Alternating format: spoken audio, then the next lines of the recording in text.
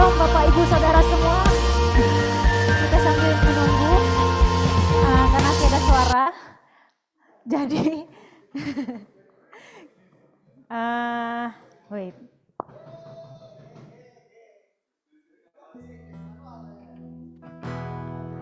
Apa? 17, 16, 15, 14, 13, 12, 11, 10, 9, 8, 7,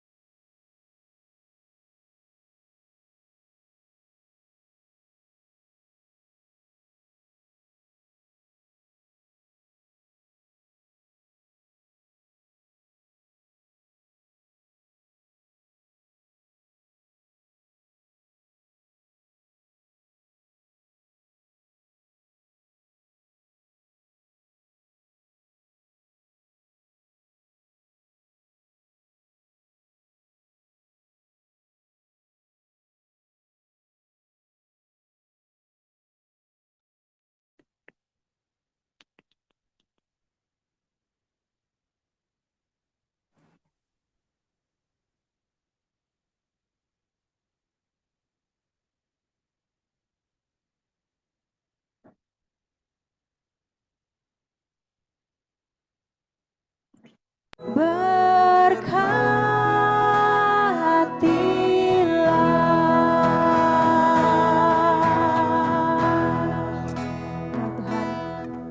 datang, kami bawa hidup kami kepada di hadapan-Mu.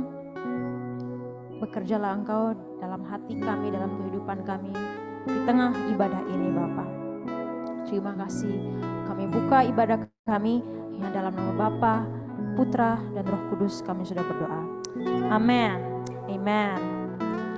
Baik, saya jemput untuk jemaat bangkit berdiri. Kita akan membacakan pengakuan iman rasuli. Mari kita baca ini dengan iman dan dengan suara yang lantang. Aku percaya kepada Allah, Bapa yang Maha Kuasa, Khalik langit dan bumi, dan kepada Yesus Kristus, anaknya yang tunggal Tuhan kita, yang dikandung dari Roh Kudus, lahir dari anak darah Maria, yang menderita sengsara di bawah pemerintahan Pontius Pilatus, disalibkan, mati dan dikuburkan, turun ke dalam kerajaan maut. Pada hari yang ketiga, bangkit pula dari antara orang mati, naik ke sorga, duduk di sebelah kanan Allah, Bapa yang Maha Kuasa, dan dari sana ia akan datang untuk menghakimi orang yang hidup dan yang mati. Aku percaya kepada Roh Kudus, gereja yang kudus dan persekutuan orang kudus, pengampunan dosa, kebangkitan daging, dan hidup yang kekal. Amin. Amen. Mari kita memuji Tuhan dengan lagu kedua kita, Hari Terbaik. Mungkin lagu ini kurang familiar, tapi kita nyanyi, kita sama-sama belajar lagu ini. Hidupku ada di tangan-Mu, Kau beri rancangan yang terindah. Tak hanya yang baik saja yang ku terima, walau tubuhku diremukkan, walau jiwaku terkoyakkan, pujianku takkan terhentikan, Roh-Mu yang memberi penghiburan. Akan kupikul salibku, cukuplah kasih setiamu. Ku bertahan, Kau kuatku, teguhkan imanku. Sama-sama tepuk tangan. Ku mau tetap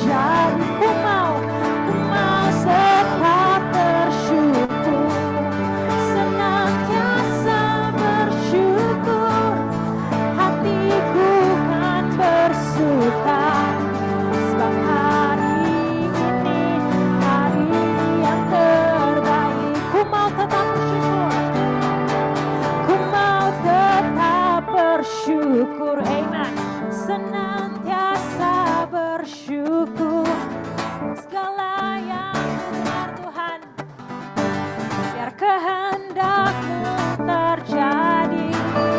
Ku mau tetap bersyukur, senantiasa bersyukur. Segala yang katakan, sebab hari ini hari yang terbaik. Sekali lagi ku mau tetap bersyukur, senantiasa bersyukur. Segala yang ku alami, biar kehendak-Mu terjadi. Ku mau tetap bersyukur, senantiasa bersyukur. Hatiku kan benar Tuhan karena Kau baik. Sebab hari ini hari yang terbaik. Sebab hari ini hari yang terbaik. Sebab hari ini hari yang terbaik.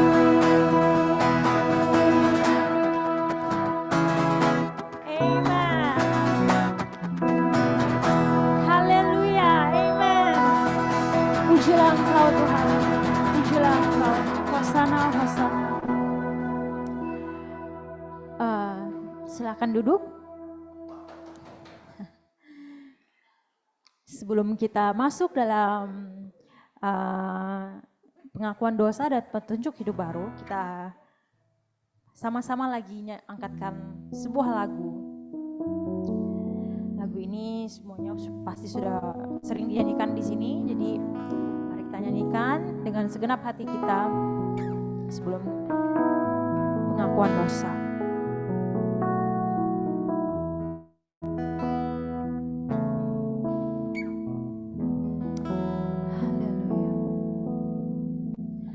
Who makes the sun to rise and brings the earth new life in every being? Jesus, it is You. Who turns the day to night, watches me as I begin to dream. Jesus, it is You. Who brings me food for my tables? Who cares for all of my needs? Who walks the road with me, has grown with me through all that I have been. Jesus, it is You. Jesus, it is You. I lift my hands, I bring my song.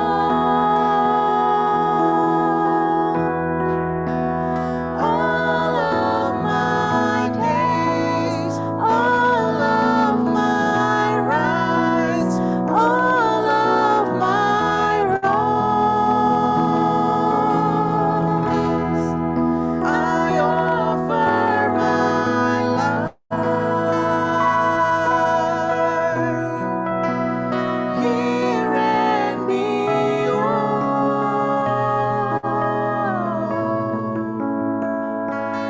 to the one thing true, Jesus, it is You.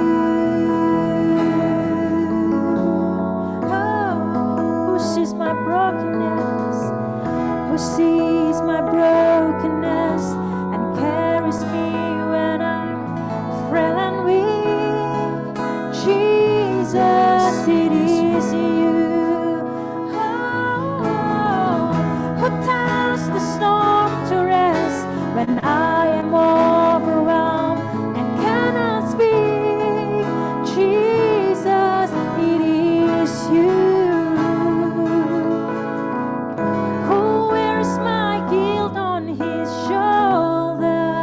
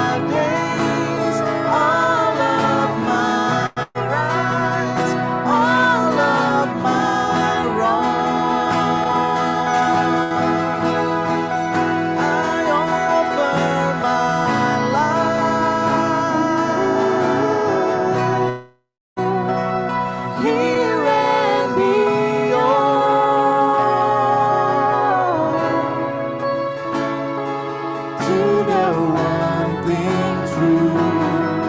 Jesus, it is you. I lift my hands, I lift my hands. Jesus, I bring my song. All of my days, all of my rights, all of my wrongs, I offer my life here and beyond. Yes, Lord. This is my life. This is our lives, Lord Jesus. To the one thing true, Jesus, it is you. To the one thing. To the one thing true, my Jesus, it is you. For the last time we sing.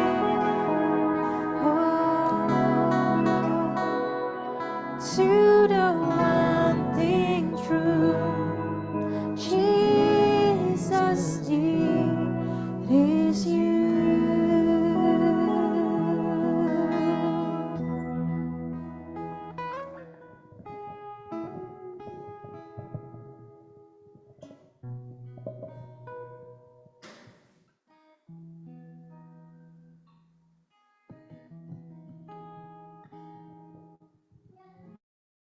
Bacaan untuk mengawali ibadah pengakuan dosa kita, saya ambil dari Yesaya 42 ayat 3 dan 6. Bulu yang patah terkulai tidak akan diputuskannya, dan sumbu yang pudar nyalanya tidak akan dipadamkannya.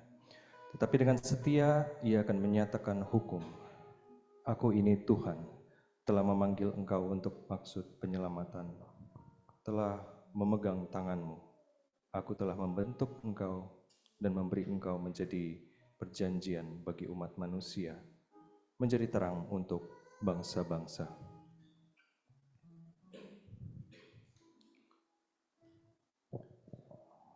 Siapa di sini yang menyukai coklat? Saya yakin banyak. Okay. Now, about chocolate. Wikipedia mendokumentasikan bahwa hampir setengah populasi anak-anak yang hidup di daerah perkebunan coklat, khususnya sejumlah negara Afrika seperti Mali, Ghana, dan Pantai Gading, terlibat dalam pekerjaan di bawah umur, perdagangan manusia, dan praktek perbudakan modern. Mereka bekerja dengan peralatan tajam, bahan kimia perkebunan, mengangkat beban yang sangat berat, dan mereka terancam aniaya berat jika mencoba melarikan diri. Dalam tradisi di mana saya dibesarkan, kami kerap mendaraskan doa ini dalam ritus pertobatan. Saya mengaku kepada Allah yang Maha Kuasa dan kepada saudara sekalian bahwa saya telah berdosa dengan pikiran dan perkataan, dengan perbuatan dan kelalaian, by commission and by omission, melakukan apa yang salah dan tidak atau gagal melakukan apa yang benar. Meski setelah pengakuan dosa muncul perasaan lega, saya tak dapat menyangkali kekhawatiran yang seolah masih menggantung dalam benak, yang kerap diredam oleh kehidupan yang bergerak terlalu sibuk ini. Haruskah saya jadi berdosa pula bila saya gemar coklat? Kedosaan tak hanya mengacaukan jalinan kebersamaan, narasi dosa juga telah menjadikan dinamika sosial begitu ruwet dan sakit. Pewartaan kebenaran dan kabar baik pun menguraikan betapa mudahnya ketidaksempurnaan kita menjadi dosa, bahwa itu memurkakan Allah, bahwa itu menuntut penyelesaian hukuman, kehancuran, dan maut. Dalam narasi dosa, manusia berdosa yang satu memanfaatkan manusia lainnya atas nama jalan pertobatan, atas nama penyucian, dan atas nama pengampunan. Tudingan dosa begitu hebat, tak ada yang kebal terhadapnya, bahkan Yesus Kristus sendiri yang menurut Imam Besar Kayafas perlu disalibkan demi keselamatan bangsa. Seorang pendosa. Maka saya pikir RLC paham secara mendalam bagaimana mereka yang hadir dalam ritus pengakuan dosa punya alasan, punya tendensi untuk skeptis, bahkan menarik diri, kadang-kadang juga bisa shutdown. Ketika bicara tentang siapa yang berdosa, nampaknya kita diperhadapkan pada permainan yang sudah dirancang agar tidak ada pemenang. Apa nama permainannya tuh, Kotim? Tak hanya soal tidak berdayanya kita untuk tidak berdosa, namun permainan siapa berdosa telah kerap disalahgunakan dan mengakibatkan trauma religius hingga tanpa direncanakan menghantarkan beberapa orang berlabuh dalam komunitas ini, termasuk yang lagi bicara di depan ini saat ini. Saat kita mendengar panggilan untuk bertobat atau mendekati kepada Allah, adakah bayangan aniaya atau pelecehan fisik atau emosional atas nama otoritas rohani itu kembali membangkitkan rasa gelisah atau flight, fight, and freeze response kita?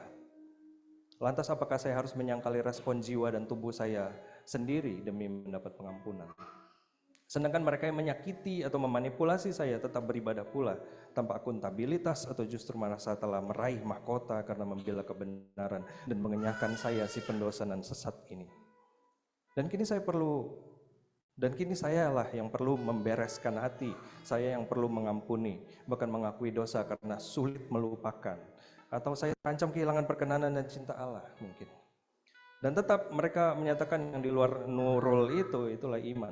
Ambil langkah iman dong, ampuni, lupakan. Namun adakah Allah memang sungguh menciptakan a hostile universe of madness macam begini untuk anak-anaknya kita ini?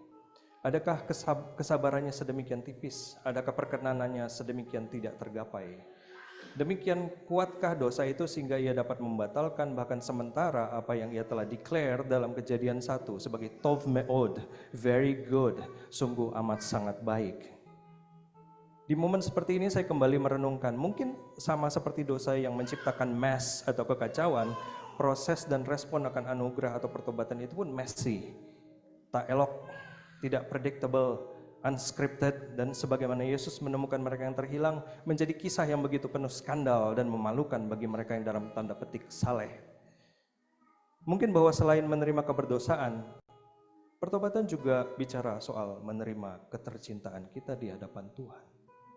Accepting that we're His beloved and simply start walking home. Dosa kita pasti beraneka ragam, sama kompleks dan banyaknya dengan bagaimana kita mengolah batin terkait trauma dan siklus cedera jiwa. Dan alih-alih menyoroti dosa tertentu atau menekan ekspresi luka dan menambah nyerinya dengan berbagai litani tuduhan-tuduhan, saya pikir kedua kutub ini setara dan sahih menghantara kita kepada pemulihan dan persekutuan dengan Allah. Entah itu kita berdosa karena gagal mengasihi Allah, atau justru karena memandang diri tidak pantas dikasihi Allah. Entah itu bertobat karena kita menyadari keberdosaan kita dan merendahkan hati kita, ataukah kita menyadari ketercintaan kita dan mengangkat dagu kita yang sudah sebegitu lama terkulai. Entah itu memukul dada tanda sesal atau kebodohan, ataukah senyum yang merekah karena sadar akan sang cinta. Keduanya adalah ekspresi anugerah Allah. Keduanya membawa kita keluar dari diri kita sendiri, keluar dan menjadi seirama kembali senafas, kembali sejalan dengan Kristus, Sang Pemberi makna kehidupan dan kehidupan itu sendiri. Kembali menyadari bahwa kita dikasihi Allah, kembali menyadari bahwa itu semua lebih daripada cukup. Saya percaya inilah juga pertobatan. Maka dalam momen ini, izinkan sebelum kita memasuki momen doa hening, izinkan saya untuk membacakan satu versi doa tobat dalam momen pengakuan dosa, yang di dalamnya saya percaya kita dapat merefleksikan diri dan membuka diri untuk menemukan jalan pertobatan kita yang unik. Baik itu penyesalan karena kesalahan, ataupun karena selama ini mungkin kita meragukan Dia yang maha murah dan maha baik bagi kita. Allah yang maha rahim, aku menyesal atas dosa-dosaku, sebab patut Engkau hukum, terutama sebab aku telah menghina Engkau yang maha murah dan maha baik bagiku. Aku benci akan segala dosaku dan berjanji dengan pertolongan rahmat-Mu hendak memperbaiki hidupku dan tidak akan berbuat dosa lagi. Ya Allah, kasihanilah aku, orang yang berdosa ini. Mari kita sama-sama mengheningkan diri kita dan membukakan hati kita di hadapan Tuhan.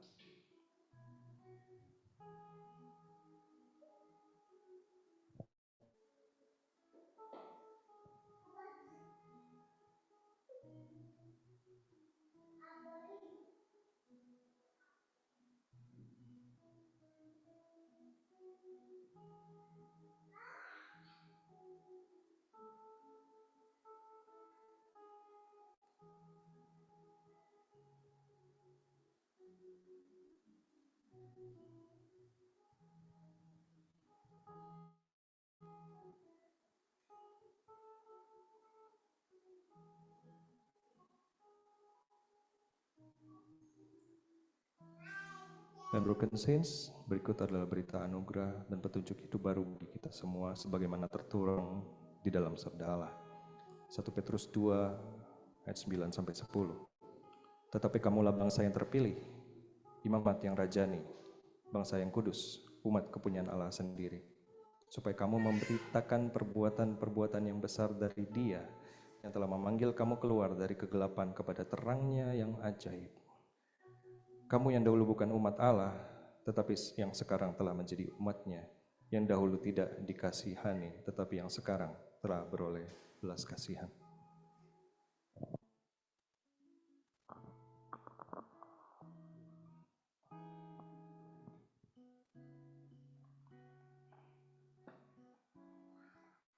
Cek satu. Mari Bapak Ibu, kita mau sama-sama mendoakan anak-anak sekolah minggu kita. Misalkan Harmoni boleh maju ke depan. Hadasa nanti akan seru dengan Uncle CJ hari ini. Uncle CJ bahkan membawa kalian ke dunia Timothy Land.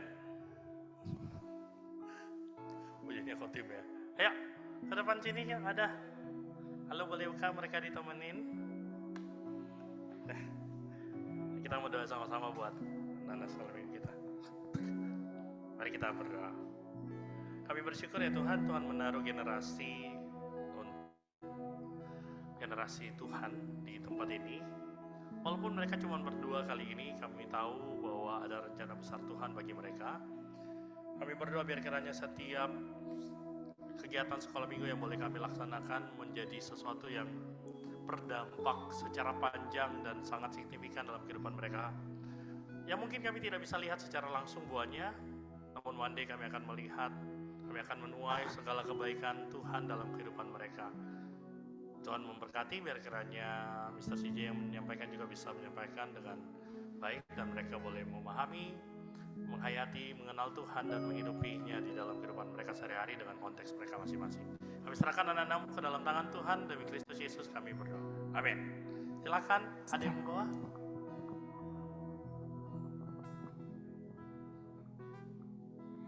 Selamat beribadah Hadasa, Harmoni. Baik.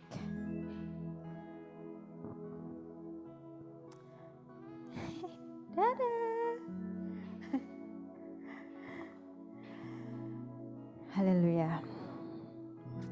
Mari kita kembali menyembah Tuhan, kita katakan bagi Dia segala pujian, hormat, syukur kekal sampai selamanya.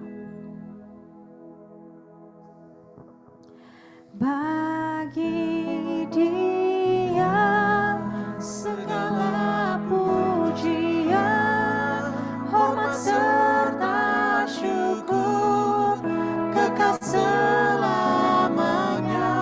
Bagi Dia segala pujian, hormat serta syukur selama-lamanya.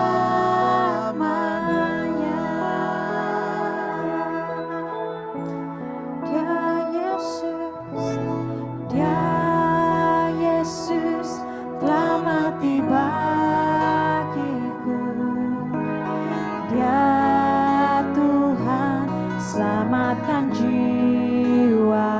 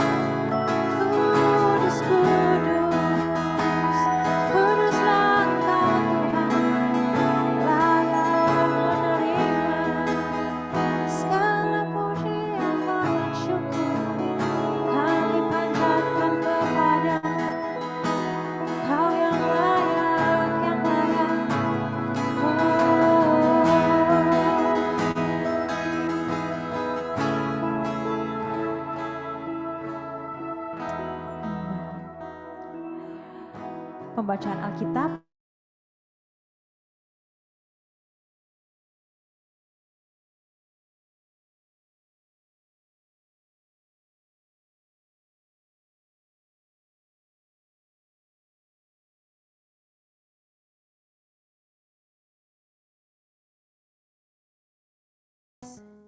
Akan tetapi Yohanes pun membaptis juga di Ainon, dekat Salim, sebab di situ banyak air dan orang-orang datang ke situ untuk dibaptis. Sebab pada waktu itu Yohanes belum dimasukkan ke dalam penjara. Maka timbullah perselisihan di antara murid-murid Yohanes dengan seorang Yahudi tentang penyucian. Lalu mereka datang kepada Yohanes dan berkata kepadanya, "Rabi, orang yang bersama dengan engkau di seberang sungai Yordan dan yang tentang dia engkau telah memberi kesaksian, dia membaptis juga dan semua orang pergi kepadanya." Jawab Yohanes, "Tidak ada seorang pun yang dapat mengambil sesuatu bagi dirinya, kalau tidak dikaruniakan kepadanya dari sorga.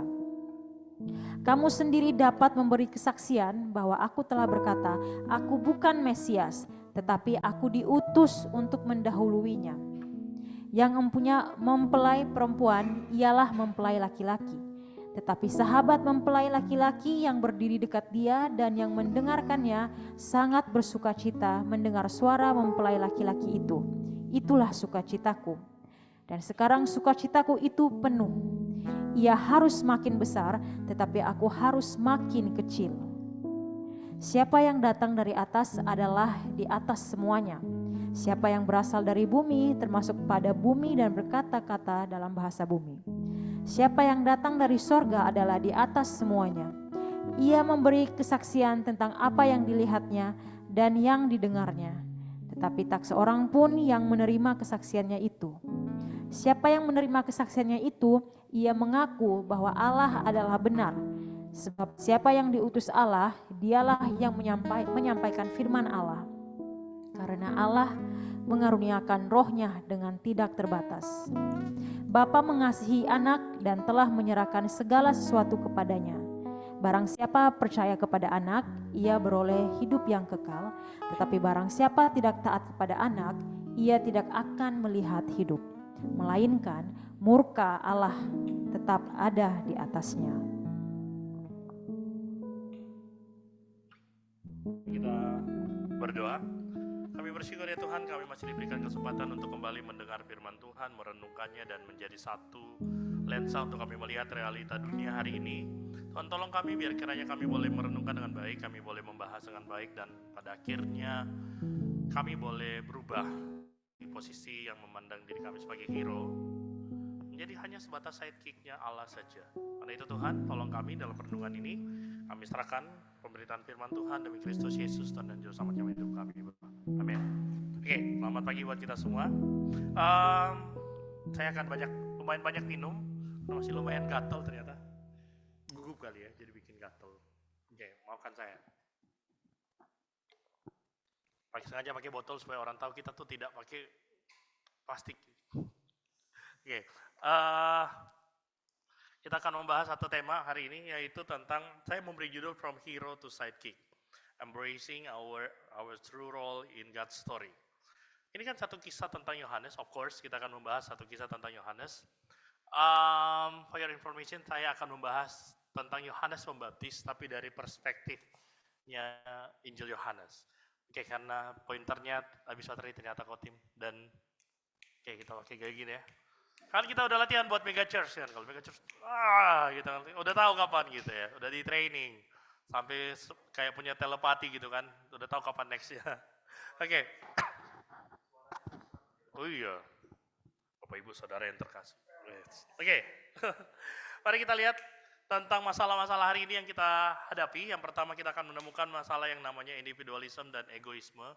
Di dunia yang modern dan cenderung mendorong individualisme ini, di mana orang sering mengutamakan kepentingan pribadi di atas kepentingan kolektif, hal ini menyebabkan sikap egois, kurangnya perhatian terhadap orang lain, hilangnya semangat solidaritas. Dan masalah ini juga ada di dalam kekristenan, sehingga kekristenan itu menjadi kekristenan yang super egois, gitu ya. It's all about me. Tadi lagu pas Jesus It Is You kan ditutup dengan I offer my life. Kalau kita udah sampai kepada I over my life, there is nothing with me seharusnya kan ya. Tapi kita melihat bahwa realita dunia berbeda. Kita seringkali menjadikan Tuhan Yesus sebatas sesuatu untuk memuas diri sendiri. Akhirnya, wah, thank you Bung Fred. Akhirnya kita punya semacam apa ya? Kita menjadikan Tuhan sebagai instrumen pemuasan diri. Itulah kultur individualisme. Dan iman hanya tentang saya dan saya. Bagaimana saya dengan komunitas? Boro-boro dengan Allah, dengan komunitas saja enggak gitu ya. Lalu yang kedua kita akan menemukan persaingan tidak sehat dan kebutuhan validasi, pengakuan. Dalam dunia yang begitu penuh persaingan, banyak orang merasa terjebak dalam yang namanya persaingan imajiner. Keluar lagi istilah ini gitu ya, rasa yang menarik gitu ya. Persaingan imajiner, di mana mereka berlomba untuk mendapatkan pengakuan, kekuasaan, dan atau popularitas. Ini seringkali menyebabkan ketidakpuasan, iri hati, bahkan depresi karena pencapaian orang lain. Saya pikir kok bodoh banget ada orang depresi gara-gara pencapaian orang lain. But it's real, itu terjadi loh. Terjadi. Kok orang itu begitu stres karena begitu menginginkan pencapaian yang sama. Kok dia yang dapat, kok kenapa tidak? Ini kan hal-hal yang konyol tapi real. Gitu ya. Karena kenapa kita berpikir bahwa saya itu baru menjadi orang yang utuh kalau saya itu mendapat pengakuan yang lebih hebat. Saya menjadi yang utama. Lalu yang kemudian kita akan ketemu dengan orang-orang yang mengalami krisis identitas. Kita tidak akan bahas specifically apa identitas kita, tapi lebih kepada krisis identitas itu terjadi. Banyak orang saat ini mengalami krisis identitas baik secara individu maupun kolektif. Pernyataan tentang siapa diri kita, apa peran kita dalam masyarakat, di tengah dunia ini, di gereja dan sebagainya, bagaimana kita bisa menemukan makna hidup, seringkali menjadi pusat kebingungan. Makanya tidak heran salah satu buku yang sangat laku yang menjadi non-fiction book yang paling bestsellernya adalah, ada yang bisa tebak buku apa? Purpose Driven Life, Rick Warren. Kenapa menjadi buku salah satu buku yang paling laku? Karena begitu bingungnya orang. Saingannya adalah apa namanya? Kalau diterjemahkan bahasa Indonesia, seni untuk bersikap bodoh amat, itu juga tinggi tuh ininya, yang non-fiction. Tapi yang salah satu yang terakhir saya lihat beberapa tahun lalu gitu ya, si Purpose Driven Life menempati posisi paling, menurut New York Times, itu paling non-fiction yang paling laku loh.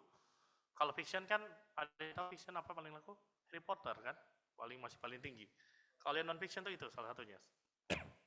Of course tidak dibandingkan dengan Alkitab ya. Nah, kenapa itu laku? Karena memang itu kan bicara tentang identitas. Maka lakunya buku itu menunjukkan banyak orang yang kehilangan identitas. Saya ini sebenarnya siapa? Hai Helena. Oke, amen? Belum ya. Nah, yang keempat kita akan lihat di dalam kekristenan sendiri ada yang namanya spirit triumphalism gitu ya. Mengukur iman dan kesuksesan rohani dengan standar duniawi, kekayaan, kekuasaan, status, gereja makin besar, makin banyak orang gitu ya. Dan akhirnya kita mengabaikan panggilan untuk hidup setia dan rendah hati.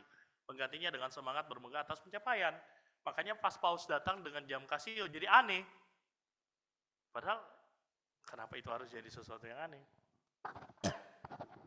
Wong dia itu ordo, walaupun dia bukan Yesus ya ternyata, tapi dia menamakan dirinya Fransiskan dengan ordo Fransiskus. Kan itu hal yang seharusnya lumrah ya. Makanya Pak Scotty bilang, kenapa itu menjadi nggak lumrah? Berarti kita yang salah. Maksudnya gini, ini kan standar.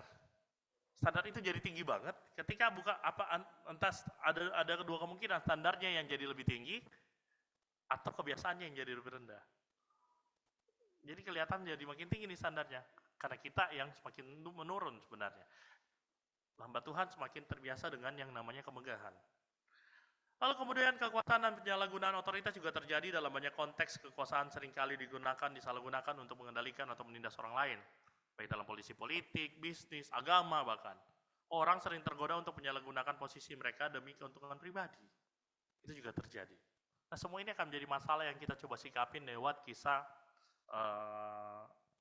si Yohanes Pembaptis. Metode kita hari ini adalah problem based learning. Oke. Yang keenam, ada orang-orang yang menggunakan agama dan Tuhan sebagai alat penindasan, ini juga terjadi, atau alat pembodohan. Banyak masyarakat modern menghadapi ketidakadilan sosial yang dipicu oleh penyalahgunaan agama atau manipulasi kepercayaan untuk memperkuat ketidakadilan struktural dan memperkaya pihak tertentu. Biasanya pemuka agama dan konco-konconya yang terlibat di sini. Awal tahun ada bos sulung contohnya, gitu ya. Benarkah itu tentang bicara tentang memberi kepada Tuhan, atau jangan-jangan sedang memperkaya jemaat? Cek, dan akhirnya kan sulit untuk jemaat. Kita tuh punya kecenderungan kalau sudah pakai nama Tuhan, susah untuk kita curiga seringkali. Tapi karena buat kita yang udah pernah mengalami dimanipulasi oleh atas nama Tuhan, susah untuk percaya, malah kebalikan. Tapi kalau belum sampai ke tahap itu, susah untuk tidak percaya. Maka bersyukurlah Anda pernah jadi trauma gara-gara apa namanya otoritas religius gitu ya. Sama kan sedikit di sini. Karl Marx pernah bilang begini, religion is the sigh of the oppressed creature, the sentiment of the heartless world, and the soul of the soulless conditions. It is the opium of the people. Karl Marx pernah mengkritisi, dan di dalam ide Karl Marx, agama harus diabolis. Emang sangat kejam, tapi lihatlah dia sebagai orang yang menyadari realita, tetapi menarik ekstrim yang sangat ekstrim. Karena realita saat itu memang terjadi. Agama digunakan daripada gua pakai polisi susah. Ya, kalau kita pakai polisi susah untuk membuat orang tenang dan banyak biaya yang dimakan. Kenapa tidak pakai khotbah? Kuasa wacana dan narasi itu kan mengubah orang berpikir. Dan akhirnya mereka takut untuk memberontak, meromantisasi penderitaan mereka, apalagi dipakai Yesus gitu ya. Bahkan kalau kita lihat di Amerika tuh ada perbudakan orang kulit hitam. Ada satu narasi yang dipakai begini, perempuan yang apa namanya, perempuan kulit hitam kan budak berlapis-lapis ya, udah owned by apa namanya, their husbands, mereka juga owned by their masters, gitu kan, kayak begitu. Dan akhirnya mereka tuh narasi yang dipakai adalah begini, di gereja mereka dikhotbahkan adalah Yesus itu mati sebagai surrogate, pengganti kita. Harusnya kamu yang disalibkan, tapi Yesus mati buat kamu untuk disalibkan. Akhirnya apa? Ketika mereka harus menjadi pengganti, ketika majikannya, nyonyanya males, lagi berantem sama suaminya dan tidak mau melakukan hubungan badan dengan suaminya, dikasih tuh budak-budak perempuan, udah kamu aja. Dijadikan sebatas pengganti dan diromantisasi dengan narasi bahwa Yesus tuh mati disalibkan untuk menggantikan kamu as surrogate. Maka kamu juga harus jadi surrogate, kamu harus menerima ini sebagai suatu kehormatan. Makanya Dolores William kritik abis masalah ini. Dan itu terjadi loh. Di balik narasi iman yang begitu baik, ternyata bisa dipakai untuk kecenderungan memanipulasi. Dan ini real terjadi. Ini terjadi di mana-mana. Makanya saya ingat film, ada yang pernah nonton The Book of Eli? Apa sampai diberantemin? Dan kita pikir, kenapa mereka berantem? Cuma berantem untuk mendapatkan Alkitab.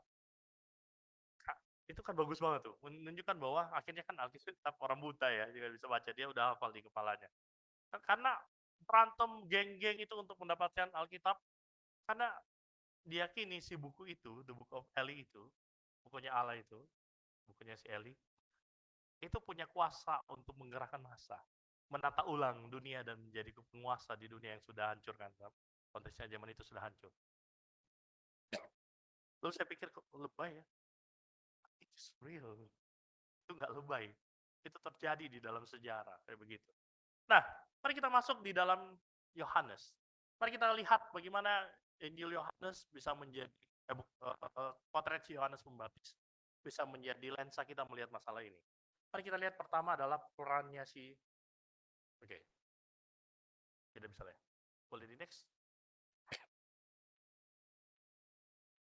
Kita lihat peran dan tugasnya Yohanes. Kalau kita lihat peran dan tugas Yohanes, kita akan menemukan dia itu adalah, yang pertama adalah saksi dari terang.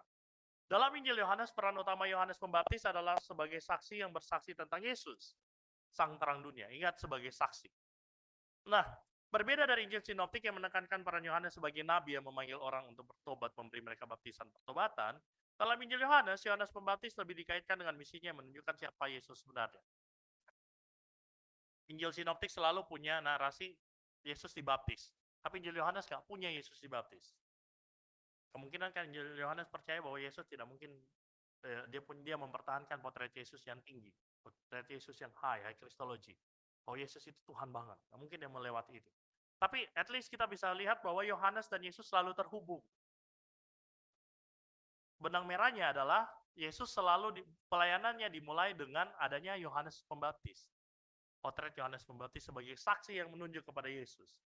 Nah, baik Injil Yohanes maupun Injil Sinoptik semuanya sepakat bahwa pelayanan Yesus selalu dimulai dengan kehadiran Yohanes Pembaptis.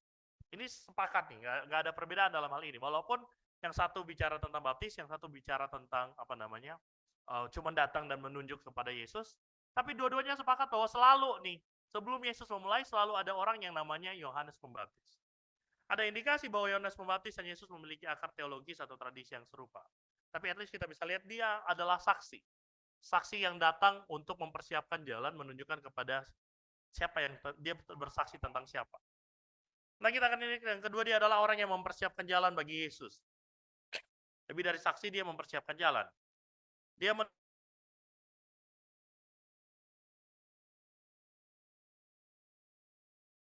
identifikasi sebagai Mesias, Elia ataupun Nabi. Dia menolak semua pengakuan karena dia tahu dia hanyalah mempersiapkan jalan. Yohanes dengan tegas menyatakan bahwa ia bukan Mesias dan bahwa perannya adalah untuk menyiapkan jalan. Dia tahu betul bahwa dia bukan Tuhannya, dia hanyalah penunjuk jalan. Yohanes semakin menekankan bahwa dia adalah penunjuk jalan dan bukan jalan itu. Mentalitas ini harusnya ada di mana-mana. Siapa yang nggak mau disebut sebagai jalan? Ya. Siapa yang tidak mau take credit for everything? Kalau kredit itu bisa datang ke dirinya, gratis pula. Kan aku tidak pernah ngomong, mereka yang ngomong. Biasa kan narasinya begitu ya. Kalau kita lihat, bukan aku yang ngomong, mereka yang ngomong. Tapi sebenarnya lagi menerima. Cuman menerimanya dengan halus, takut untuk mengakui itu. Bilangnya, aku nggak gitu, dia yang ngomong gitu. Mereka yang ngomong, aku nggak ngomong loh. Tapi sedang bicara, sedang mengangkat diri juga kan.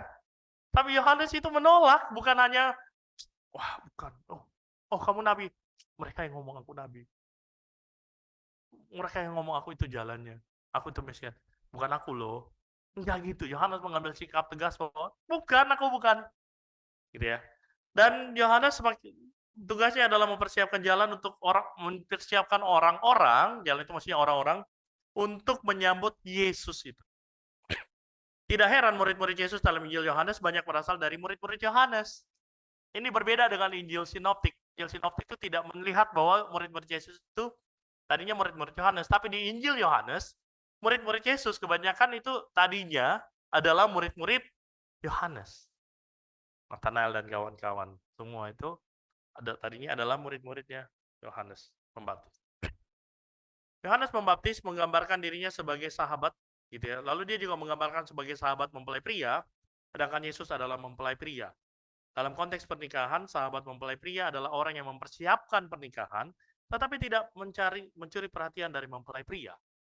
Itu terjadi. Jadi dalam konteks pernikahan orang Yahudi itu, si mempelai pria itu mempersiapkan semuanya, si sahabat mempelai pria itu mempersiapkan, supaya si pria itu tidak perlu repot-repot. Jangan lupa Bung Fred, bilang ke Mr. CJ, ke Pastor CJ. Persiapkan semuanya. Supaya si pengantin masuk. Dan jangan lupa bilang Pastor CJ, jangan mencuri perhatian. Gitu ya. Jangan sampai jadi orang yang kita cela di dalam khotbah ini. Karena mempelai pria tidak boleh mencuri perhatian. Kalau terlalu mencolok, Yohanes itu tahu bahwa dia dengan perannya itu sudah terlalu mencolok, tapi dia menghindar untuk mencuri perhatian. Dia tahu bahwa perhatian itu kamu jangan salah perhatian yang ke aku, tapi kepada dia si mempelai.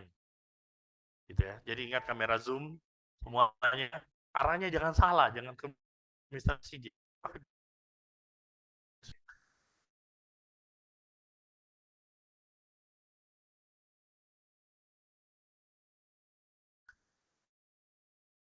Terus membahagiakan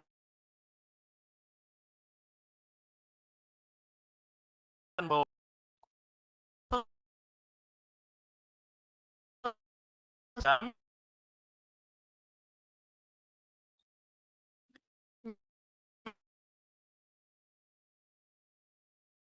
cuma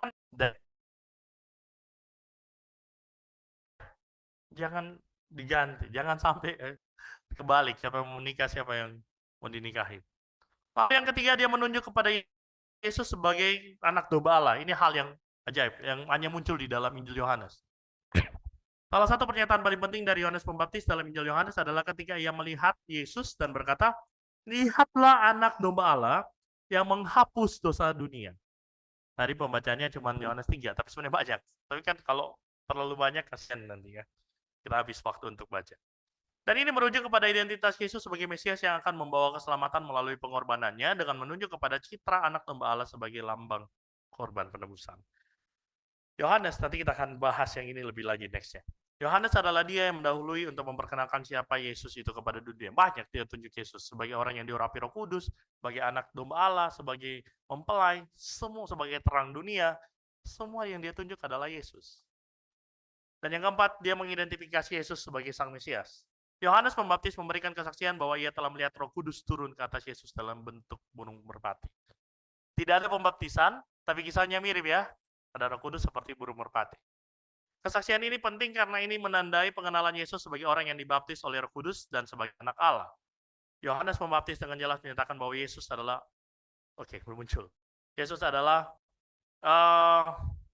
dia menyatakan bahwa Yesus adalah orang yang akan membaptis dengan kudus, sehingga memperkenalkan tema baptisan spiritual yang lebih dalam daripada baptisan air yang Yohanes sendiri lakukan.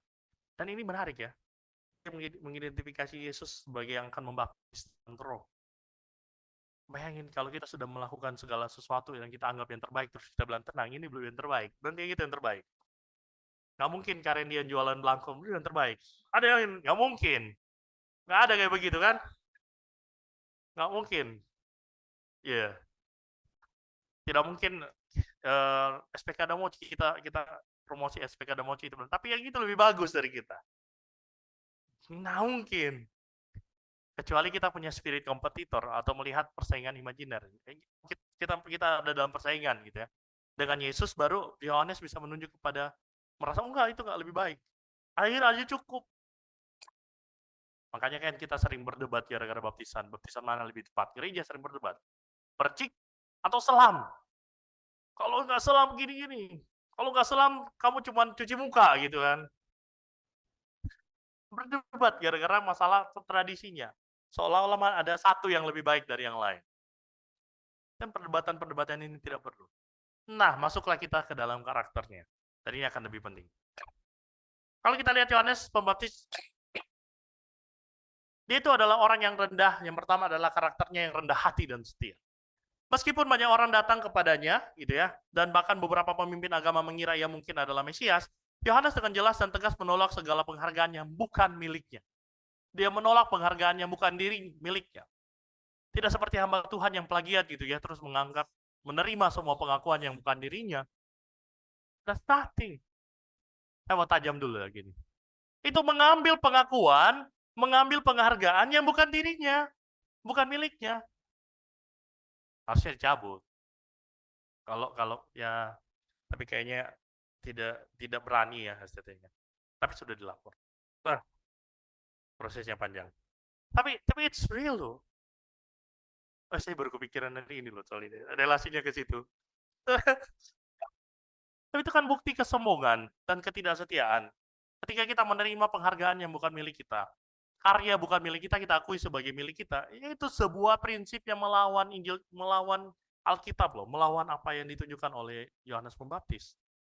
Bisa saja dia mengaku, kalian yang ngaku, aku tidak pernah mengaku gitu ya, alasannya dengan bisa dibuat lebih apa namanya? Dibuat lebih halus. Kan bukan aku yang mengaku aku Mesias.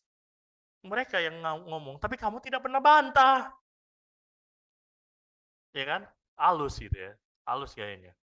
Bukan aku yang plagiat, stafku gitu ya. Nah, penghalusan itu terjadi. Nah, ketika banyak murid meninggalkannya dan mengikut Yesus, ia menolak berkompetisi dengan Yesus dan berkata, ayat tadi gitu ya, ia harus semakin besar, tetapi aku harus makin kecil. Perkataan ini datang ketika Yohanes itu sudah mengalami masa di mana murid-muridnya mulai pergi, pengikutnya mulai pergi, gerejanya mulai kosong, bangku-bangkunya mulai ditinggalkan, karena orang lagi pergi ke Yesus. Ya. Bayangin kalau itu terjadi dalam konteks sekarang, ketika orang misalnya, orang-orang mulai pergi dari gereja karena mau melayani di luar sana lebih benar-benar memberikan hidup. Apakah gereja akan sedih? Akan merasa atau mungkin masuk ke gereja lain? Ya pasti kita merasa itu kompetisi gitu ya. Pasti kita bingung. Pasti kita mungkin kesel. Kenapa makin sepi gereja kita? Tapi Yohanes tidak ada rasa begitu loh. Malah sebenarnya kalau kita baca di ayatnya yang ke-29, coba saya bacakan buat kita. Yang empunya mempelai perempuan ialah mempelai laki-laki, tetapi sahabat mempelai laki-laki yang berdiri dekat dia dan yang mendengarkannya sangat bersukacita mendengar suara mempelai itu. Itulah sukacitaku. Dan sekarang sukacitaku itu penuh. Man, ketika dia ditinggal, dia bisa berkata sukacitaku, itulah sukacitaku. Dan sukacitaku penuh. Ini kan paradoks ya. Kita berpikir semakin kita dapat, semakin banyak orang yang ikut kita, semakin banyak penghargaan yang kita dapat, maka kita semakin bersuka cita. Tetapi Yohanes ketika dia makin ditinggal, karena ditinggal itu orang mengikut Yesus, mengikut sang kebenaran itu, sang Mesias itu, di situ dia mengalami sukacita. Dia sungguh rendah hati, dia tahu dirinya, dia tahu diri betul. Dia tahu diri bahwa saya bukan yang terbaik, saya bukan sang Mesias, maka apa alasan saya untuk marah? Muridnya itu datang seperti komporin, guru-guru. Coba lihat tuh, Yesus banyak tuh yang pergi ke situ. Saya bayangin kalau ada jemaat kita yang datang, Pastor, parah loh, di sebelah banyak kami tuh. Mungkin mereka karena pakai LED atau apa kita, jadi mikir-mikir, kalau ada duit kita pakai LED supaya lebih rame. Atau tempatnya lebih bagus, makanya orang datang ke situ. Kan persaingan-persaingan yang tidak perlu gitu ya. Ketika ditanya siapa dirinya, Yohanes juga merujuk kepada nubuat Yesaya. Dia berkata bahwa akulah suara orang yang berseru-seru di padang gurun, luruskanlah jalan bagi Tuhan. Hal ini menegaskan bahwa Yohanes sangat teguh pada panggilan ilahinya, tanpa ada kebimbangan tentang peran yang harus ia jalani. Dia tahu betul bahwa dia hanya penunjuk jalan itu, dan dia yakin sekali. Dia yakin bahwa dirinya rendah dalam hal ini. Dia yakin bahwa dia bukan pusatnya.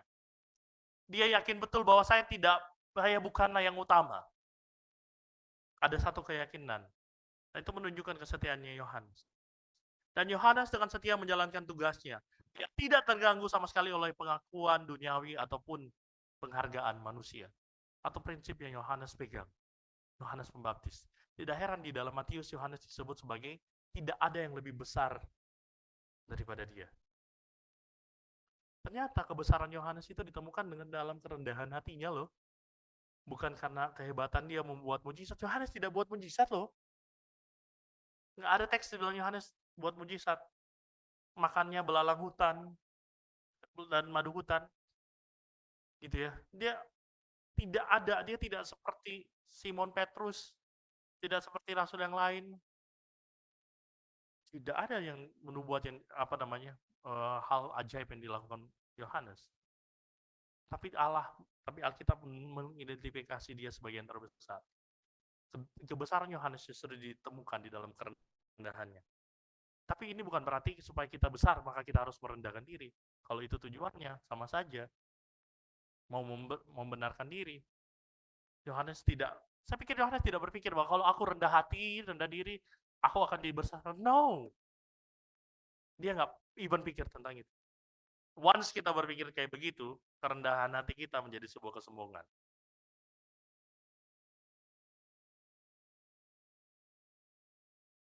Yang kemudian kita lihat, Yohanes adalah seorang tegas dan berani. Yohanes Pembaptis tampil sebagai seorang figur yang tegas dan berani, terutama dalam berhadapan dengan otoritas agama. Yohanes tidak takut dengan otoritas agama ini. Bahkan di dalam Injil Sinoptik dia mengkritik Herodes karena pernikahannya karena menikahi istri kakaknya ya kalau tidak salah, kakaknya sendiri. Which is nggak boleh. Itu hal yang tidak beradab, hal yang tidak etis, tidak bermoral yang kamu lakukan. Dikritik dan akhirnya marah. Dan akhirnya dia dipotong kepalanya hanya gara-gara itu. Itu menjadi besar masalah itu. Yohanes menolak klaim dari para imam dan orang-orang Lewi yang mencoba menanyainya tentang identitasnya. Dan ia dengan jelas menyatakan bahwa dirinya bukan Mesias, Elia atau Nabi yang mereka nantikan. Dia tegas, dia bukan memble, cuma sebatas ngomong-ngomong terus ya udah aku nggak ngomong, menerima pengakuan dengan halus. Enggak begitu. Dia tegas menyatakan bahwa aku bukan dia. Maka dengan berani dia menyerukan suara untuk percaya kepada Yesus. Dia dengan berani mengajak orang-orang gitu ya, menerima Yesus sebagai sang Mesias. Meskipun ini akan berbahaya bagi Yohanes sendiri. Bahaya bagi dirinya sendiri. Yohanes tidak takut untuk menyampaikan kebenaran meskipun itu tidak populer atau menantang status quo. Status quo saat itu orang Farisi. Makanya Yesus dibenci habis-habisan kan. Yohanes tidak peduli. Mau kamu membenci aku gara-gara aku menunjuk kepada Yesus, itu derita lu, bukan derita gue. Itu urusanmu. Tapi yang penting kebenaran harus disampaikan. Dan yang ketiga, kita melihat Yohanes sebagai orang yang jujur. Dia tidak mencari kemuliaan bagi dirinya sendiri, melainkan bersaksi dengan jujur tentang Yesus. Yohanes berkata, membuka tali kasutnya pun aku tidak layak. Yang menunjukkan pengakuan tulusnya akan posisi Yesus sebagai yang lebih agung daripada dirinya sendiri. Tidak ada kesombongan atau keinginan untuk menipu orang lain demi mendapatkan popularitas. Karena Yohanes tetap berpegang pada kebenaran dan dengan jujur mengarahkan orang kepada Mesias. Sebenarnya ini agak berbeda kalau kita melihat kepada Bileam di dalam perjanjian lama. Itu sudah tahu Tuhan bicara jangan menghukum, jangan kamu menyumpahi si umat Tuhan yang lagi jalan dari Mesir gitu ya, di padang gurun. Bileam tahu itu. Awalnya dia bilang enggak, tapi karena tawaran makin tinggi dari si Balak, kemudian dia memberikan nasihat. Jangan langsung kamu, aku tidak bisa mengutuk langsung, tapi kamu bisa membuat mereka jatuh dalam dosa. Kan Bileam sudah tahu Tuhan bilang jangan. Jelas-jelas Allah bicara kepadanya. Jelas-jelas sampai onta bicara kepada Bileam. Tapi dia tetap memilih untuk mencari keinginan pribadinya. Entah itu kekayaan ataupun pengakuan. Dan itu terjadi. Tapi Yohanes nggak ada. Dia tahu betul. Dia tahu betul bahwa semuanya harus ditolak. Dia punya integritas. Dia tidak mau menipu untuk kepentingan pribadi. Yang terakhir kita akan menemukan Yohanes itu sebagai seorang yang punya spiritualitas yang baik. Kenapa? Yohanes Pembaptis memiliki pemahaman yang mendalam tentang siapa Yesus dan peran Mesias yang akan ia emban. Murid-murid itu baru memahami bahwa Yesus adalah Mesias yang dinantikan itu. Dia adalah Tuhan setelah kebangkitan. Sebelumnya mereka tidak pernah melihat Yesus akan menjadi anak domba Allah. Dan Yohanes menyatakan bahwa Yesus sebagai anak domba Allah yang akan menghapus dosa dunia. Sebuah pernyataan yang menandakan bahwa Yohanes memahami misi keselamatan Yesus bahkan sebelum orang lain. Murid-murid berpikir bahwa kalaupun Yesus Mesias yang akan mengalahkan Roma. Tapi Injil Yohanes coba menunjukkan bahwa si Yohanes Pembaptis itu sudah tahu bahwa dia bukan Mesias yang akan melawan Roma, tetapi Mesias yang akan membebaskan manusia dari dosa. Ini menunjukkan spiritualitas yang sangat baik loh. Dia tahu betul misi Tuhan Yesus. Maka pengakuannya akan kedatangan Roh Kudus dan panggilan Yesus sebagai anak Allah juga mencerminkan pengetahuan spiritual yang sangat mendalam yang ia terima langsung dari Tuhan. Nah, itulah Yohanes Pembaptis, peran dan tugasnya. Sekarang kita lihat ke dalam konteks masalah tadi. Kita ketemu hari ini yang namanya individualisme dan egoisme di mana orang hanya berpusat pada dirinya sendiri. Dia hanya mengutamakan dirinya sendiri. Tetapi Yohanes dengan kerendahan hatinya mengajarkan tentang pentingnya mengutamakan orang lain, menempatkan komunitas dan misi ilahi di atas kepentingannya pribadi.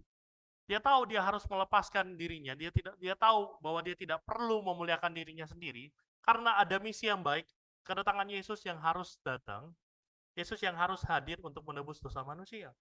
Kebaikan untuk orang banyak. Maka dia tidak pernah melihat dirinya lebih penting. Yohanes melawan yang namanya spirit individualisme dan egoisme itu. Yohanes tahu bahwa dirinya bukan pusat. Ketika kita bicara tentang persaingan tidak sehat dan kebutuhan validasi dan pengakuan, kerendahan hati dan kesetiaan Yohanes Pembaptis untuk setia mempersiapkan jalan dan menunjuk kepada Yesus Sang Mesias, dan bukan tentang pengakuan dirinya sendiri, mengajarkan bahwa hidup bukan tentang kompetisi, tetapi tentang menjalani panggilan dan misi Allah dengan setia. Yohanes tidak perlu pengakuan dan validasi dari orang lain. Maka dia tidak perlu berpusat pada dirinya sendiri. Dia tidak perlu terus membela dirinya sendiri. Dia tidak perlu mengangkat dirinya sendiri. Bahkan ketika dibandingkan dia dengan Yesus, dia tidak terjebak ke dalam kompetisi. Malah dia bisa bersuka cita untuk menerima orang lain untuk datang kepada Yesus. Maka Yohanes melawan persaingan yang tidak sehat dan kebutuhan validasi dengan kerendahan hati dan kesetiaan. Saya pikir kalau kita semua punya kerendahan hati, merasa bahwa diri saya, sadar siapa saya, sadar keterbatasan saya, kita tidak perlu merasa insecure ketika orang lain lebih hebat di dalam hal itu. So what? Saya tidak pernah ditentukan oleh, ya kalau orang lain memang bisa, ya kenapa harus saya? Karena kita berpikir ya, makanya di gereja dulu saya ingat selalu ada pelayanan itu punya tahap. Tahap pertama jadi usher. Betul ya? Tahap kedua mulai jadi singer. Atau nggak foto-foto dulu. Wow, jadi usher kalau kan bisa foto-foto dulu. Foto multimedia. Pokoknya nanti lama-lama kalau sudah WL, udah hitungannya keren. Kalau nggak bisa WL ya diajar main musik sampai bisa main musik. Makanya banyak, tapi WL itu masih pertama, WL nggak cukup. Makanya banyak WL jadi pengkhotbah. Kan dilihat sebagai tahap ya, sebagai perjalanan, persaingan, dan validasi yang terus-menerus. Gereja jadi tempat karir. Dan itu terjadi loh, karena mentalitasnya yang sudah tidak sehat. Melihat pelayanan sebagai tempat untuk mencari validasi dan pengakuan. Yang ketiga, krisis identitas. Ketegasan Yohanes tentang identitasnya, aku bukan Mesias, bukan Elia, bukan Nabi, dan pemahaman yang mendalam tentang siapa dia, serta misi ilahinya menjadi contoh bagi kita untuk memahami identitas kita berdasarkan panggilan Tuhan. Hal ini mengajarkan kita untuk menerima identitas dan peran kita yang unik tanpa terpengaruh oleh tekanan atau pengaruh eksternal. Yang pasti peran kita bukanlah pusat cerita. Kita bisa punya peran apapun di dalam dunia ini. Sebagai ibu, sebagai guru, sebagai ibu HRD, gitu ya. Apapun pesan kita, sebagai mahasiswa, sebagai apapun yang Tuhan percayakan kepada kita. Intinya cuma satu. We are not the center of the story. Kita bukan pusat ceritanya. Kalau kita pusat ceritanya, kita dikerja dimanapun, identitas apapun, kita akan terus merasa kita tidak dihargai. Kita akan terus, apapun posisi kita dimanapun kita berada, kita akan terus mencari validasi. Supaya saya akhirnya merasa saya harus jadi pusat, karena kita bingung, kita itu apa sebenarnya. Kita terbiasa nonton film itu kan selalu ada pemeran utama. Ya kan? Jadi kita pusat tuh, oke, imajinasi kita tentang hidup adalah saya pemeran utamanya. Kenapa tidak saya jadi sidekick-nya? Kenapa tidak saya cuma jadi pemeran tambahan? Kenapa tidak saya cuma menjadi figuran? Yang penting kan saya berperan dengan baik. Bukankah itu yang paling penting? Kita berpikir, no, this is my story. So this is about me. Maka orang lain hanya jadi figuran-figuran kita. Orang lain hanya kita jadikan hanya sebatas batu-batu loncatan. Untuk saya semakin eksis, saya semakin besar. Itu karena krisis identitas. Lupa bahwa di dalam Alkitab terus berusaha menunjukkan bahwa you are not the center of the story.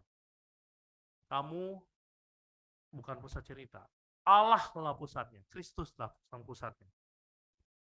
Lalu kemudian masalah keempat yang kita bahas di awal, bagaimana ini menjadi lensa untuk melihat spiritual triumphalism.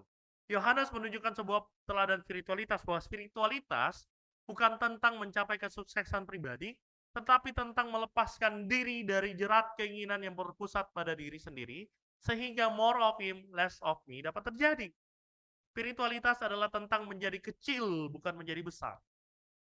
Maka iman Kristen di sini menjadi iman yang real. Iman yang mungkin bisa kita dialogkan bahkan dengan Buddhism ya. Karena bukan tentang saya yang makin besar, tetapi tentang melepas keakuan saya. Maka benarlah pepatah yang berkata tidak ada musuh yang lebih besar selain diri sendiri. Karena perjalanan kekristenan adalah tentang mengikis diri sendiri. Sehingga Kristus menjadi yang utama. Sehingga keinginan Kristus menjadi keinginan kita. Bukan keinginan kita supaya Kristus menjadi mengikuti kita. Kemarin kita diskusi tentang visi dan ambisi. Disitulah menyatu visi dan ambisi. Ketika keinginan Allah menjadi keinginan kita, kita menjadi menginginkan apa yang Allah inginkan. Sehingga hidup kita bukan lagi menghilangkan keinginan kita, tetapi keinginan kita sudah ada di dalam keinginan Dia. Kita menjadi kecil karena kita dikuasai oleh Dia. Karena kita berani melepaskan keinginan kita. Maka ini bukan tentang seberapa besar jemaat yang kita, kalau dibicara tentang gereja, this is not about berapa banyak jemaat yang kita punya. Tetapi seberapa kita menjalankan panggilan Tuhan, sekecil apapun itu. Karena this is not about us kan.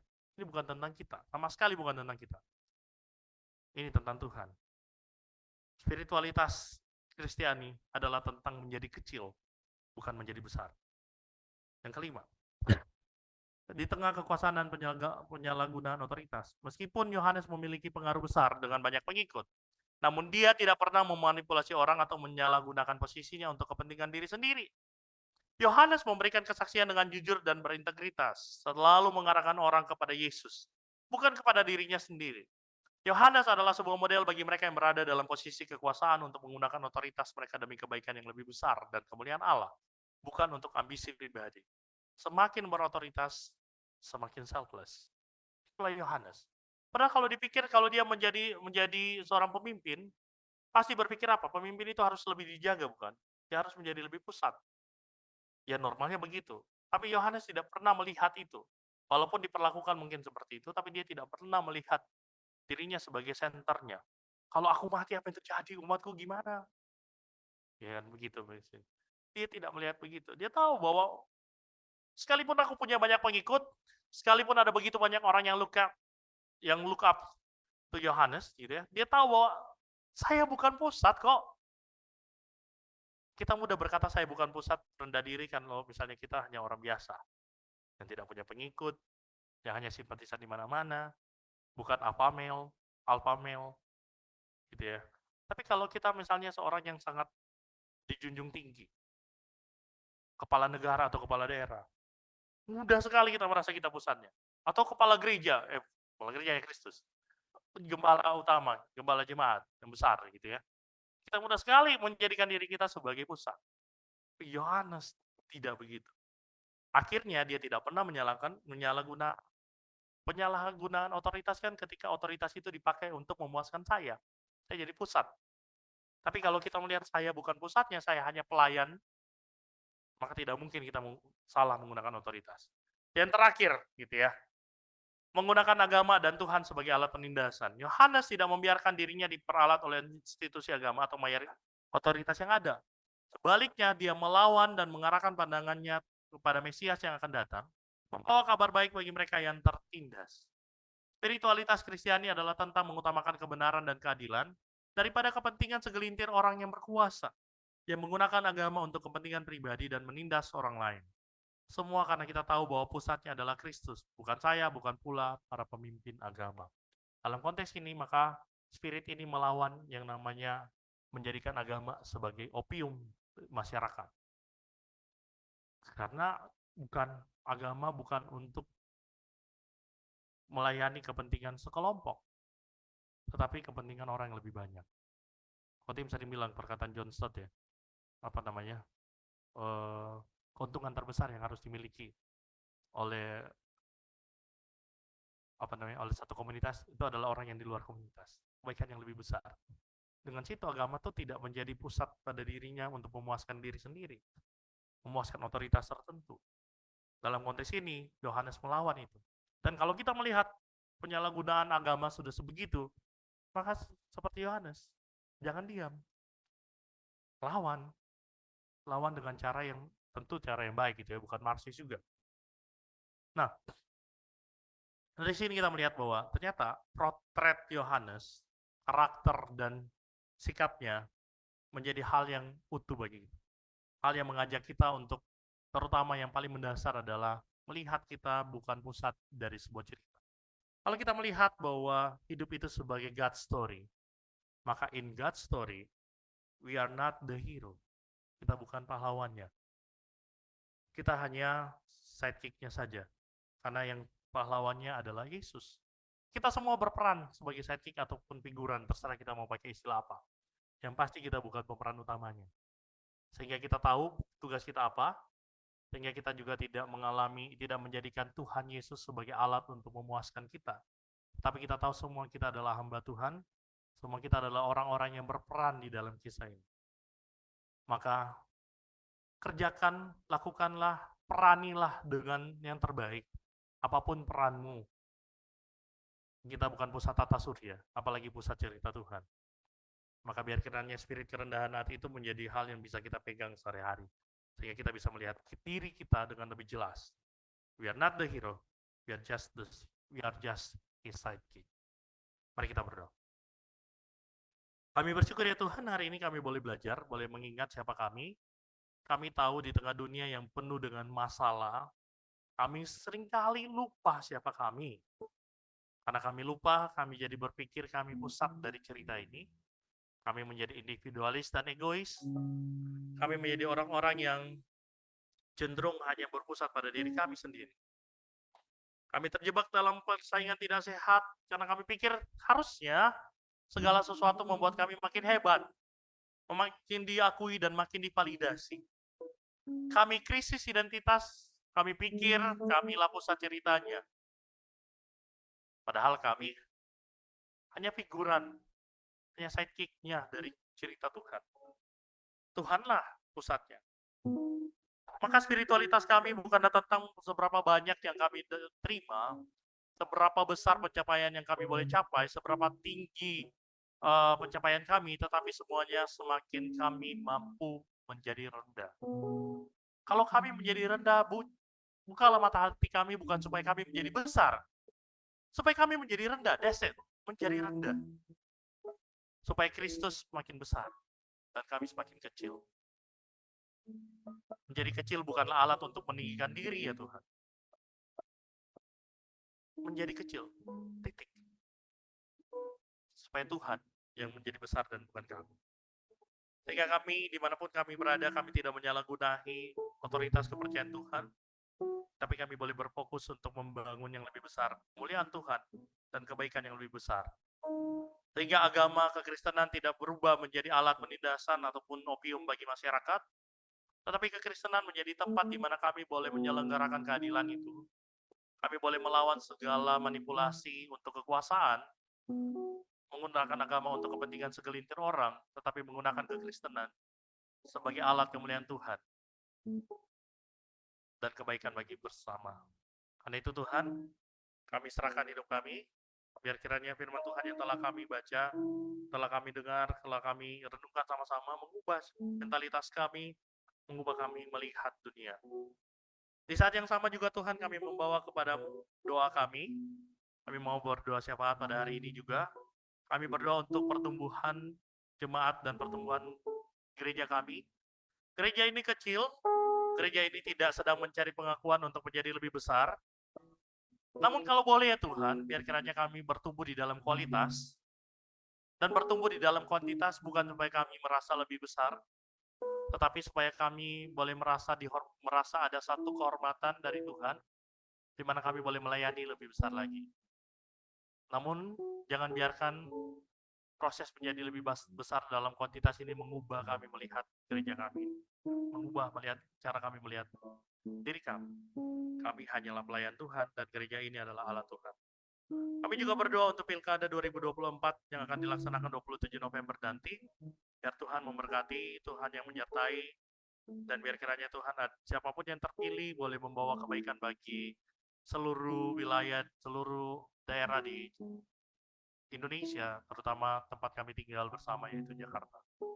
Kami berdoa juga untuk pelantikan presiden dan wakil presiden, biar kiranya tugas yang dipercayakan mereka boleh emban dengan baik untuk kemuliaan Tuhan, untuk kebaikan banyak orang, biar kiranya jauhkan daripada penyalahgunaan otoritas, biar kiranya presiden dan wakil presiden kami boleh memberikan yang terbaik bagi masyarakat Indonesia. Kami juga berdoa untuk saudara kami, Bung Freddy yang akan menikah. Tuhan, biar kiranya di dalam proses persiapannya bersama dengan Rika, biar Tuhan memberkati setiap persiapannya dan kiranya hari-harinya juga boleh terselenggarakan dengan lebih baik, dengan sangat baik. Terlebih Tuhan, kehidupan pernikahan mereka menjadi kehidupan yang memuliakan Tuhan. Keduanya boleh melihat bahwa mereka berdua bukan pusat dari pernikahan mereka, Tuhan Yesus adalah pusatnya. Sehingga mereka boleh berperan masing-masing menjadi sidekick, di mana Tuhan adalah pusatnya. Sehingga pernikahan ini bukan tentang mereka, pernikahan mereka menjadi tentang Tuhan yang dimuliakan. Bersama-sama mereka boleh menjadi keluarga yang melayani Tuhan, dan menjadi keluarga di mana kemuliaan Tuhan boleh ditemukan. Kami serahkan seluruh kami, seluruh jemaat yang ada, kami tidak mampu mengucapkan, menuturkan satu demi satu doa kami, apa yang kami inginkan, apa yang kami butuhkan, namun kami tahu kami punya Allah yang mengetahui, bahkan sudah tahu sebelum kami tahu apa yang kami butuhkan. Karena itu kami serahkan hidup kami, serahkan doa kami ke dalam tangan Tuhan. Demi Kristus Yesus, Tuhan dan Juru Selamat kami yang hidup, kami berdoa. Yang percaya sama-sama katakan, amin. Kita akan masuk ke dalam perjamuan kudus.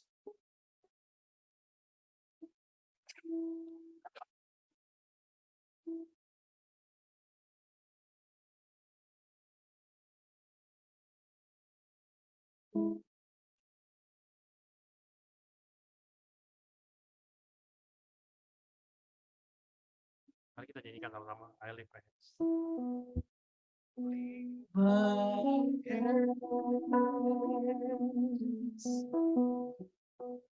I bring my song, all of my rights, all of my right, all of my wrong. I offer my life.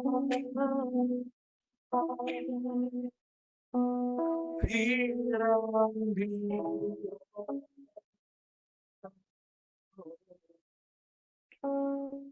to the one thing true, Jesus is you. Mari saya mengundang kita semua bagi berdiri. My hands and I bring Mari kita nyanyikan lagu ini dengan sungguh-sungguh untuk mempersiapkan kita masuk ke dalam perjamuan. all of my days, all of my rights, all of my wrong.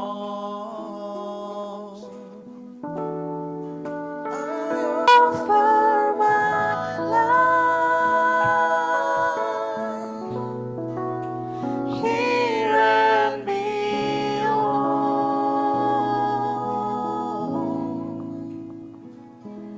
to the one thing true, Jesus, it is you. Saya mau mengajak kita melihat begini. Ketika kita masuk di dalam perjamuan kudus, kita tahu bahwa Allah, Kristus telah memberikan dirinya, mengorbankan dirinya over his life untuk kita, supaya kita menerima keselamatan. Mari kita masuk di dalam perjamuan kudus ini dengan satu kepercayaan bahwa kita pun mau mempersembahkan hidup kita seperti Kristus yang telah memberikan dirinya untuk kita. Sehingga kita tahu bahwa kalaupun kita mampu mempersembahkan hidup kita, semua karena Tuhan sudah lebih dulu mempersembahkan dirinya untuk kita. Maka ingatlah perjamuan ini sebagai momen kita mengingat Kristus sudah mempersembahkan dirinya bagi kita, dan kita diajak untuk mempersembahkan diri kita bagi Dia, Sang persembahan itu sendiri. Karena itu mari kita angkat roti di tangan kanan kita. Sebab apa yang telah aku teruskan kepadamu, telah aku terima dari Tuhan, yaitu bahwa Tuhan Yesus pada malam waktu Ia diserahkan, mengambil roti dan sesudah itu Ia mengucap syukur atasnya, Ia memecah-mecahkannya dan berkata, inilah tubuhku yang diserahkan bagi kamu, perbuatlah ini menjadi peringatan akan aku. Mari kita makan sama-sama roti ini yang adalah tubuh Kristus yang telah dipersembahkan untuk keselamatan kita bersama.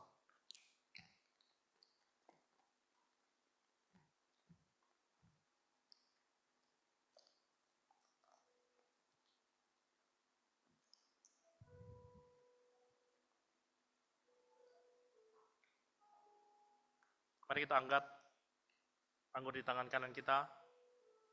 Demikian juga ia mengambil cawan, sesudah makan lalu berkata, cawan ini adalah perjanjian baru yang dimeteraikan oleh darahku. Perbuatlah ini setiap kali kamu meminumnya, menjadi peringatan akan aku. Sebab setiap kali kamu makan roti ini dan minum cawan ini, kamu memberitakan kematian Tuhan sampai ia datang. Mari kita sama-sama.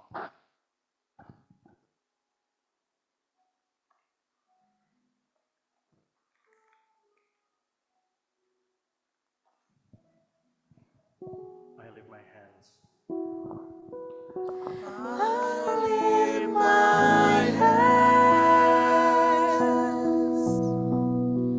I bring my soul,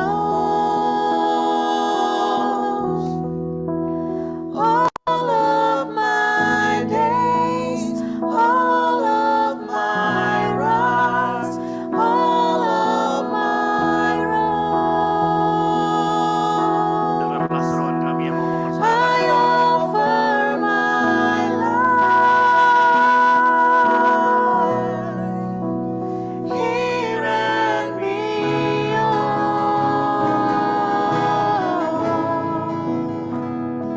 to the one thing true. Jesus, it is you.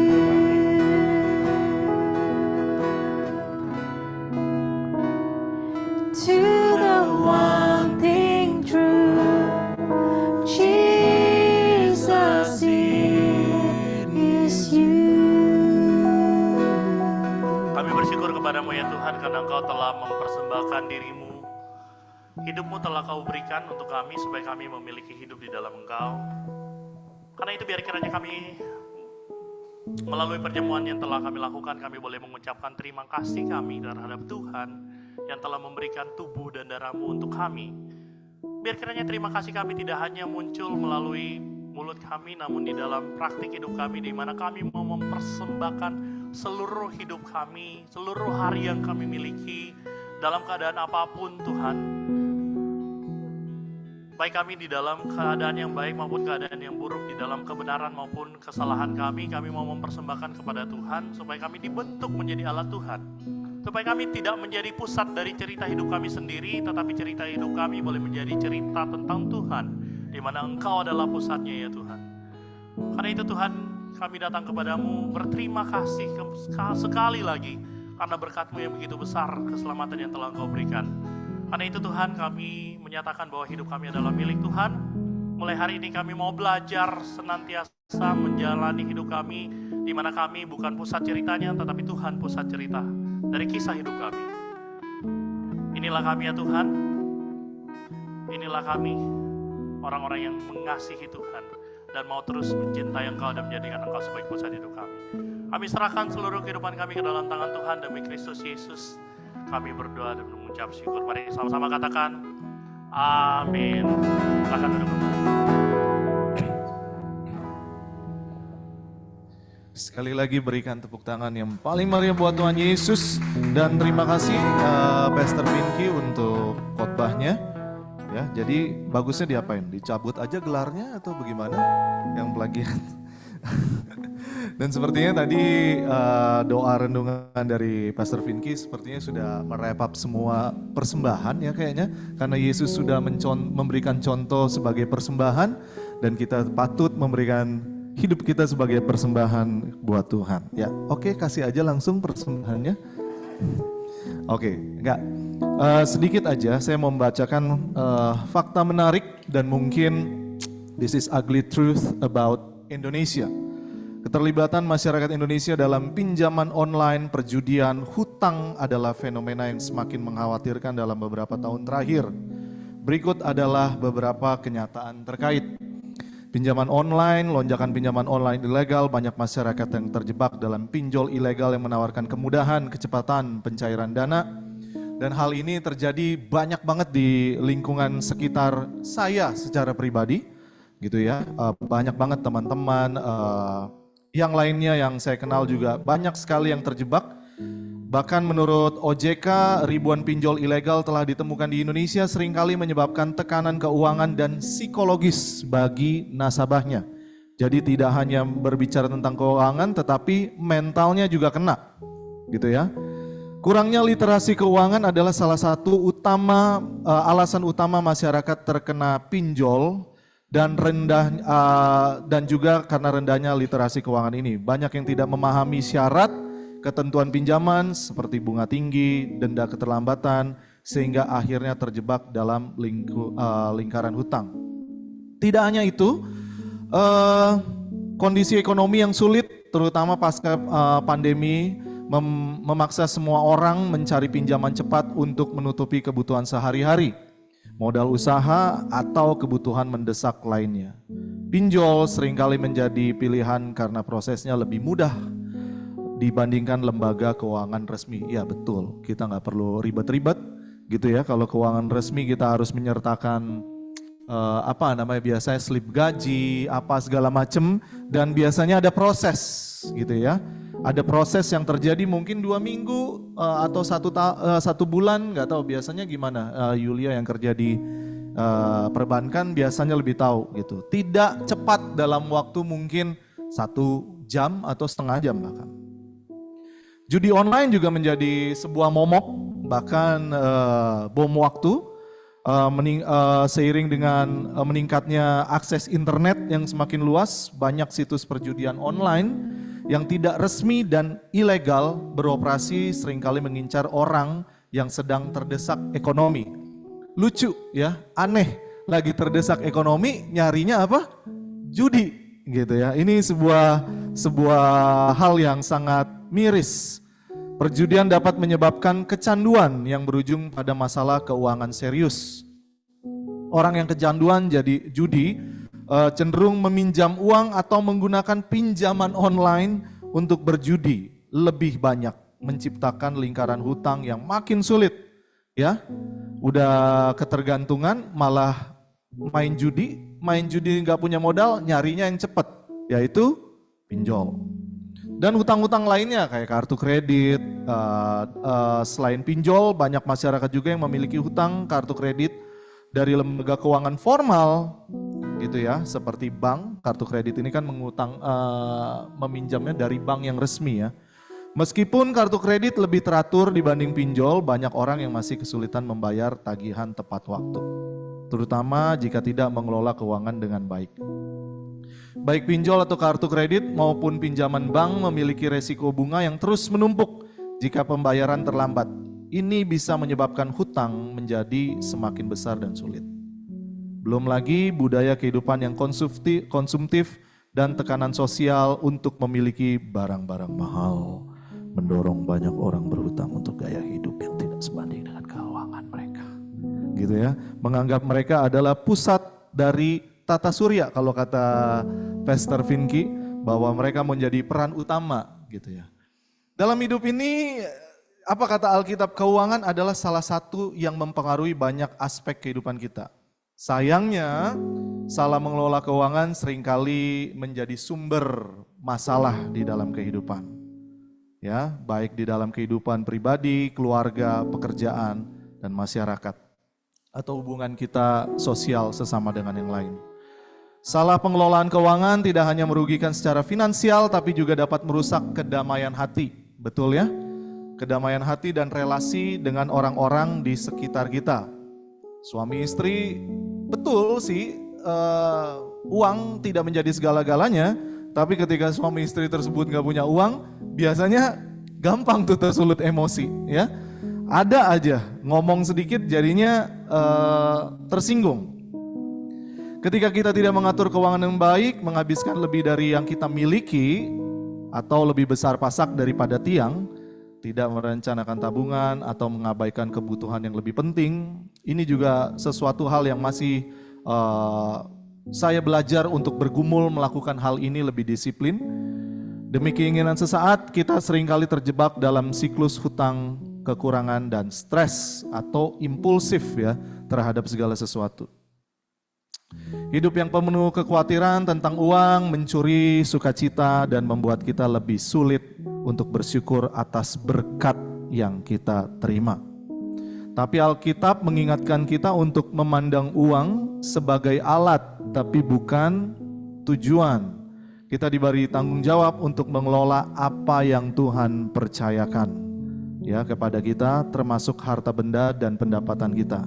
Salah satu cara untuk mengelola keuangan dengan benar adalah melalui belajar disiplin memberi persembahan.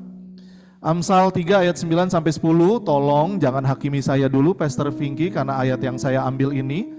Muliakanlah Tuhan dengan hartamu dan dengan hasil pertama dari segala penghasilanmu. Saya potong aja ya sampai situ karena biasanya yang di-emphasize di gereja lain adalah maka lumbung-lumbungmu akan diisi dengan penuh sampai melimpah-limpah dan bejana pemerahanmu. Enggak, saya enggak emphasize di situ, tetapi yang saya mau emphasize adalah muliakanlah Tuhan dengan hartamu, ya, dan dengan hasil pertamamu kasihlah perpuluhan lah buat gereja, tolong deh, ya. Jelas tertulis persembahan adalah wujud syukur, ya. Persembahan adalah wujud syukur kita kepada Tuhan atas semua yang Dia berikan. Ketika kita memberi, seperti yang Pastor Vinky tadi, karena Tuhan udah lebih dulu memberi dan memberikan contoh persembahan, ya. Bahkan Dia kasih dirinya sendiri. Ketika kita memberi atau memberikan persembahan atau kasih kolekte, kita belajar untuk tidak bergantung pada materi, melainkan kepada Tuhan yang memelihara kita. Kolekte, saya lebih suka pakai kata kolekte nih, orang old money banget nih, orang jadul nih gue ya. Kolekte juga mendorong rasa tanggung jawab finansial dalam kehidupan jemaat, ya. Dengan memberikan persembahan atau kolekte, umat nih kita semua belajar mengatur sumber daya dengan bijak, memberikan prioritas kepada hal-hal yang lebih rohani mungkin ya, dan menyadari bahwa segala sesuatu yang mereka miliki adalah titipan Tuhan yang harus digunakan untuk kebaikan bersama. Hal-hal yang rohani. Jadi apakah membeli alat baru untuk podcast sebuah hal yang rohani? Saya tidak tahu, coba tolong ditelaah. Atau membeli, tadi Pastor Vinky sempat kasih sebuah sindiran, mungkin perlu beli LED biar lebih rame. Apakah itu rohani? Silakan Pastor, saya berikan bolanya kepada Anda semua. Tangan.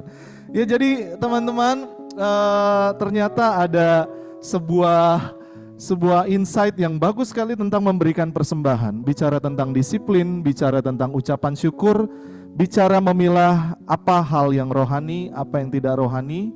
Dan saya lebih suka ketika tidak hanya gereja menekankan kepada ayo jemaat memberi, tetapi ayo gereja berhikmat dalam menerima berkat yang Tuhan berikan buat gereja melalui jemaat Tuhan. Sama-sama melakukan bagiannya, yang satu memberi, yang satu juga mengelola dengan baik, ya. Jadi buat teman-teman semua selamat memberi, yang di ruangan Zoom juga silakan memberi. Kita bersyukur kita menyembah Allah yang tidak terbatas ruang dan waktu dan memberikan kita kepintaran melalui sistem transfer. Jadi jangan takut walaupun kalian tidak ada di ruangan ini, kalian pun bisa transfer ke Bank BCA Digital, kode bank 501, nomor rekening 0016138379695 atas nama Timothy Athanasios Nalau. Percayalah Bapak Ibu, walaupun atas nama pribadi tetap digunakan dengan sangat baik. Kami semua yang ada di grup Think Tank menerima semua laporannya dalam bentuk Excel yang sangat-sangat advance, ya. Aman kok pengelolaannya. Sekali lagi selamat memberi semuanya, Tuhan Yesus memberkati. Selamat berhikmat di dalam kehidupan, mengatur segala sesuatu yang Tuhan berikan kepada kita, terutama dalam hal keuangan. Tuhan Yesus memberkati.